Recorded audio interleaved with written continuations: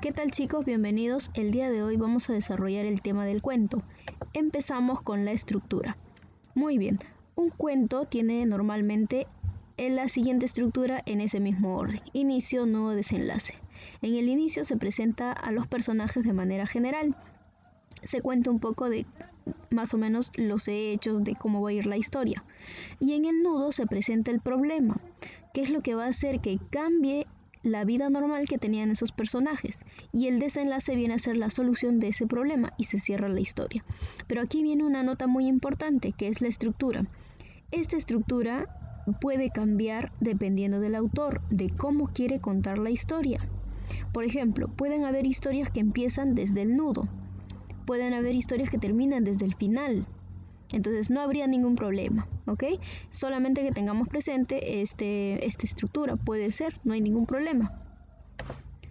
Los elementos son 5 principales: personajes, principales o secundarios. Los principales se caracterizan porque no se les puede sacar de la historia. Por ejemplo, el cuento de la Caperucita Roja. Sin la Caperucita Roja sería otra historia. Y los secundarios vienen a ser de apoyo o complemento. Número 2, del lugar, donde suceden los hechos. Hechos vienen a ser los acontecimientos. Un cuento siempre se centra en los hechos, en contar lo que haya sucedido.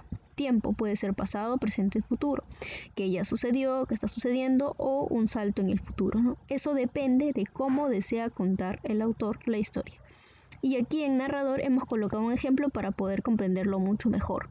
Primera persona o tercera, ¿ya? En primera persona uno va a contar la historia como si le estuviera pasando.